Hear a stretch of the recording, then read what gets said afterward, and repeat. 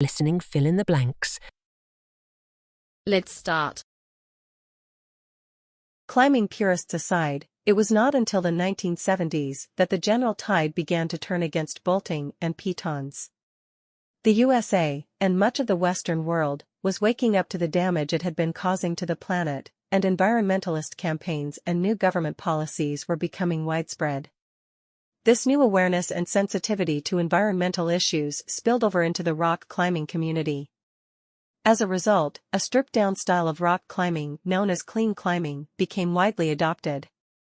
Clean climbing helped preserve rock faces and, compared with older approaches, it was much simpler to practice.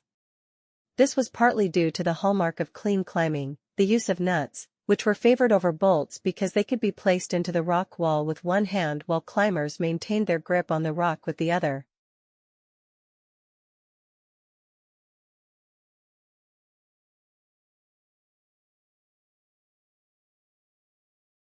An eccentric citizen of communist Hungary, he had written a book called Bring Up Genius, and one of his favorite sayings was, "Geniuses are made, not born." An expert on the theory of chess, he proceeded to teach little Sasha at home, spending up to 10 hours a day on the game. Two more daughters were similarly hot-housed. All three obliged their father by becoming world-class players. The youngest, Judith, is currently ranked 13th in the world, and is by far the best female chess player of all time. Would the experiment have succeeded with a different trio of children? If any child can be turned into a star, then a lot of time and money are being wasted worldwide on trying to pick winners.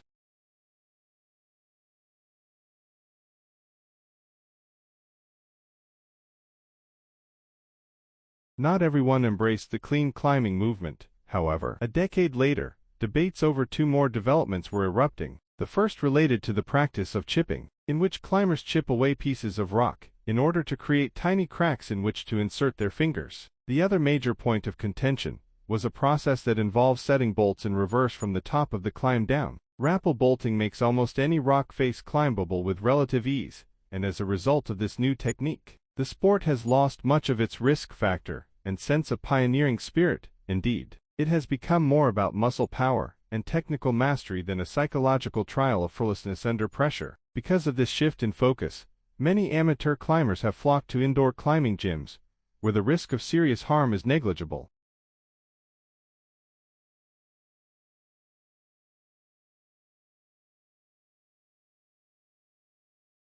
Other possible routes have been offered, though, for Igor Novikov, astrophysicist behind the 1980s theorem known as the self-consistency principle.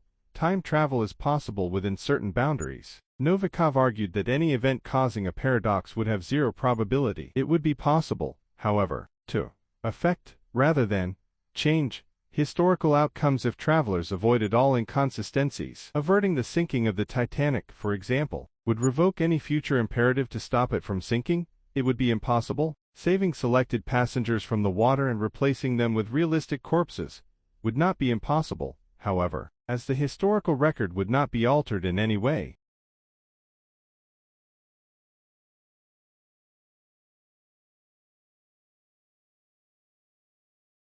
In longleaf pine forests, trees grow widely scattered, creating an open, park-like environment, more like a savanna than a forest. The trees are not so dense as to block the sun. This openness creates a forest lower that is among the most diverse in the world, where plants such as many-lowered grass, pinks, trumpet pitcher plants, Venus lytraps, lavender ladies, and pineland bog buttons grow. As many as 50 different species of wild flowers, shrubs, grasses, and ferns have been catalogued in just a single square meter.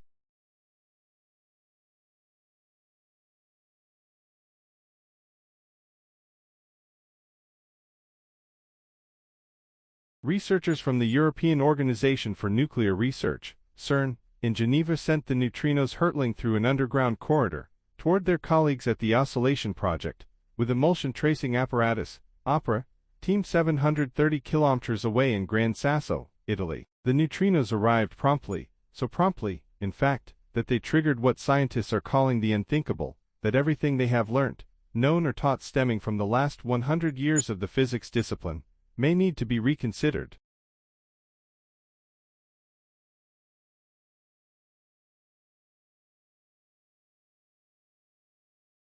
It appears that experimental, situational, and cultural factors are even more powerful in shaping wisdom than previously imagined, says Associate Professor Igor Grossman of the University of Waterloo in Ontario, Canada.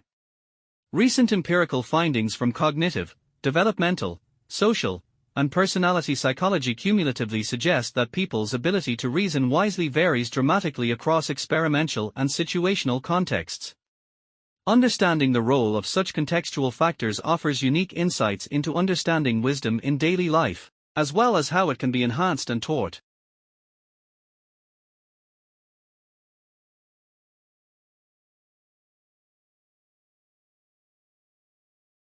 Birds have many unique design features that enable them to perform such amazing feats of endurance.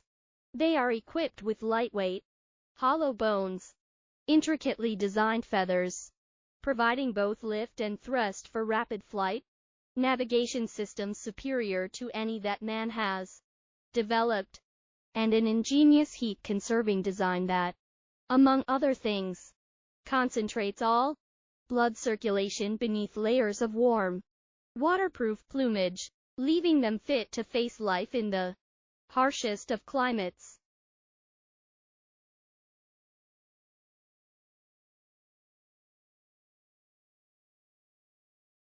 Ever since its debut at the Paris Salon of 1882, art historians have produced reams of books and journal articles disputing the positioning of the barmaid and patron in a bar at the Folies. Some have even conducted staged representations of the painting in order to ascertain whether Manet's seemingly distorted point of view might have been possible after all. Yet while academics are understandably drawn to the compositional enigma of the painting, the layperson is always likely to see the much simpler, more human story beneath. No doubt this is the way Manet would have wanted it.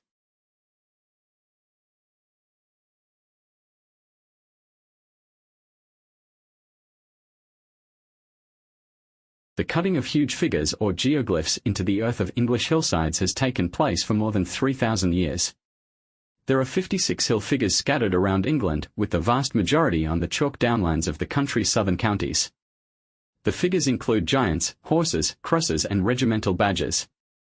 Although the majority of these geoglyphs date within the last 300 years or so, there are one or two that are much older. The most famous of these figures is perhaps also the most mysterious, the Uffington White Horse in Oxfordshire. The White Horse has recently been redated and shown to be even older than its previously assigned ancient pre-Roman Iron Age date.